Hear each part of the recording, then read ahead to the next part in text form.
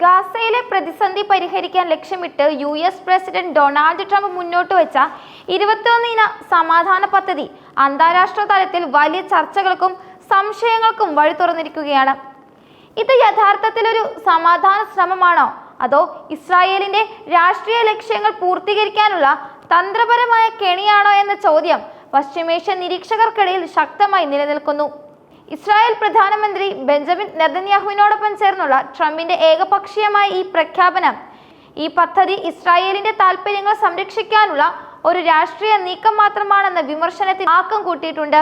വർഷങ്ങളായി തുടരുന്ന പോരാട്ടത്തിൽ ഇരു വിഭാഗവും തളർന്നെങ്കിലും ഇസ്രായേലും അമേരിക്കയും ചേർന്നൊരുക്കിയ ഈ പദ്ധതിക്ക് പശ്ചിമേഷ്യയുടെ ആക്രമസക്തമായ ചരിത്രത്തെ മറികടക്കാനോ പ്രായോഗികമായി വിജയിക്കാനോ സാധിക്കുമോ എന്ന കാര്യത്തിൽ കടുത്ത സംശയങ്ങളുണ്ട്.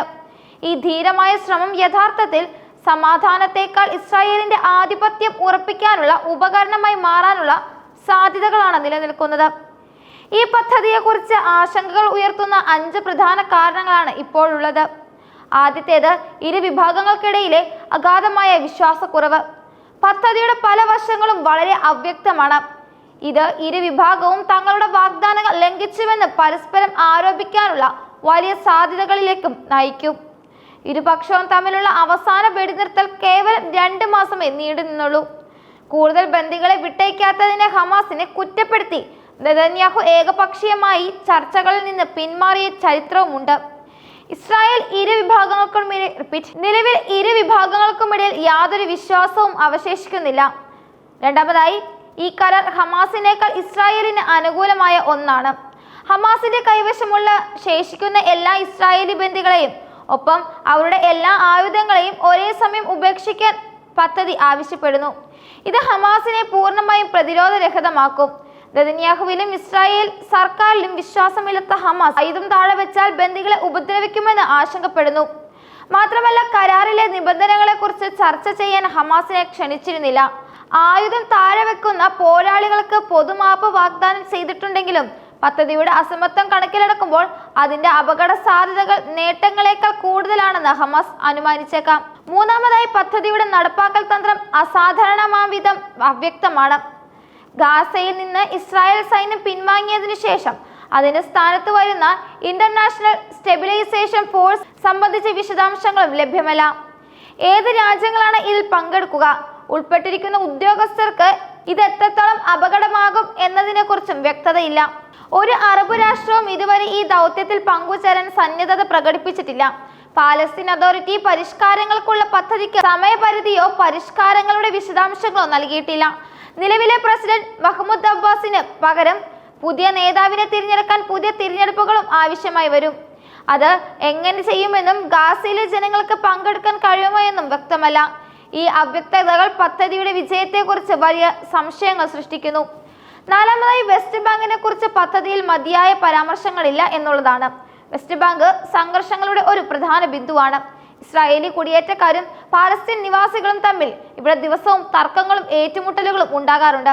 വെസ്റ്റ് ബാങ്കിനെ 2ആയി വിഭജിക്കുന്ന ഒരു പുതിയ അധിവാസ കേന്ദ്രം നിർമ്മിക്കാനുള്ള പദ്ധതിക്ക് ഇസ്രായേൽ സർക്കാർ കഴിഞ്ഞ മാസം അന്തിമ അംഗീകാരം നൽകിയത് ഭാവിയിൽ അടുത്തടുത്തുള്ള ഒരു പാലസ്തീൻ രാഷ്ട്രം സ്ഥാപിക്കാനുള്ള സാധ്യതയെ ഇല്ലാതാക്കുന്നു. ഇസ്രായേലിനും പലസ്തീനും ഇടയിലുള്ള ഏതൊരു മൊത്തത്തിലുള്ള ഒത്തുതീർപ്പിന്റെയും കേന്ദ്ര ബിന്ദുവായിരിക്കണം വെസ്റ്റ് ബാങ്ക്. എന്നാൽ ഈ വിഷയത്തിൽ മതിയായ പ്രാധാന്യം നൽകാത്തത് ആത്യന്തികമായ കരാർ ലംഘനത്തിന് തന്നെ കാരണമായേക്കാം. അഞ്ചാമതായി പറയുന്നത്, നെതന്യാഹുവിന്റെ മന്ത്രിസഭയിലെ കടുത്ത വലതുപക്ഷ അംഗങ്ങളായ ഇറ്റാമർ ബെൻഗിർ എന്നിവർ ഹമാസിന്റെ പൂർണ്ണ നഗരത്തിനും ഉന്മൂലനത്തിനും കുറഞ്ഞതൊന്നും അംഗീകരിക്കില്ലെന്ന് വ്യക്തമാക്കിയിട്ടുണ്ട്. രാഷ്ട്രീയമായി മാറ്റി നിർത്തപ്പെടുകയും ചെയ്താലും അതിന്റെ പ്രത്യയശാസ്ത്രവും പോരാളികളുടെ ഗണ്യമായൊരു വിഭാഗവും നിലനിൽക്കും. ഇത് മന്ത്രിസഭയിലെ കടുത്ത വിഭാഗങ്ങൾക്ക് അംഗീകരിക്കാൻ കഴിയില്ലാത്ത ഒന്നാണ്. ഇസ്രായേലിന്റെ ആഭ്യന്തര രാഷ്ട്രീയം പദ്ധതിക്ക് വലിയ വെല്ലുവിളികളും സ്വീകരിക്കുന്നു. എന്നാലും ഈ പദ്ധതിക്ക് സാധ്യതകളില്ല എന്ന് പൂർണ്ണമായി പറയാനാകില്ല. കരാറിൽ ഉറച്ചു നിൽക്കാൻ ഇസ്രായേലിന് മേൽ സമ്മർദ്ദം ചെലുത്താൻ അമേരിക്കയുടെ വലിയ ശ്രമം ആവശ്യമായി വരും. അതുപോലെ ഹമാസ് വ്യവസ്ഥകൾ ലംഘിക്കാതിരിക്കാൻ ഖത്തറും ഈജിപ്തും ഹമാസിന് മേൽ സമ്മർദ്ദം ചെലുത്തേണ്ടി വരുമെന്നുമാണ് റിപ്പോർട്ടുകൾ ഇപ്പോൾ പറയുന്നത്. ട്രംപിന്റെ സമ്മർദ്ദം മൂലമാണ് നെതന്യാഹു ഈ പദ്ധതിക്ക് സമ്മതിച്ചെങ്കിലും ഹമാസ് കരാർ പാലിക്കുന്നതിൽ പരാജയപ്പെട്ടാൽ അല്ലെങ്കിൽ അംഗീകരിക്കാൻ വിസമ്മതിച്ചാൽ ഹമാസിനെതിരായ പ്രവർത്തനം പൂർത്തിയാക്കാൻ ഇസ്രായേലിന് തന്റെ പൂർണ്ണ പിന്തുണ ഉണ്ടായിരിക്കുമെന്ന് നെതന്യാഹുമായുള്ള വാർത്താ സമ്മേളനത്തിൽ ട്രംപ് വ്യക്തമാക്കി. ഈ വാഗ്ദാനം സ്മോട്രിച്ചിനെയും ബെൻഗുറിനെയും പോലുള്ള കടുത്ത വലതുപക്ഷക്കാരെ താൽക്കാലികമായി പദ്ധതിയെ പിന്തുണയ്ക്കാൻ പ്രേരിപ്പിക്കാൻ മതിയാകും. ഈ പദ്ധതിക്ക് ഒരു താൽക്കാലിക പിന്തുണ ഉറപ്പാക്കുക മാത്രമല്ല, പാലസ്തീൻ രാഷ്ട്രത്തെ അംഗീകരിക്കുന്നതിനെ ശക്തമായി എതിർത്തുകൊണ്ട് ഐക്യരാഷ്ട്രസഭയിൽ നെതന്യാഹു നടത്തിയ പ്രസംഗം സമാധാനത്തിന് വേണ്ടി ചുവന്ന വരികളിൽ നിന്ന് മാറി നടക്കാൻ അദ്ദേഹം തയ്യാറല്ല എന്ന സൂചന നൽകുന്നതും ഇതിൽ വ്യക്തമാണ്. ഇത് ട്രംപിന്റെ പദ്ധതിയുടെ വിജയം എത്രത്തോളം ചോദ്യചിഹ്നമാണെന്നും കാണിക്കപ്പെടുന്നു.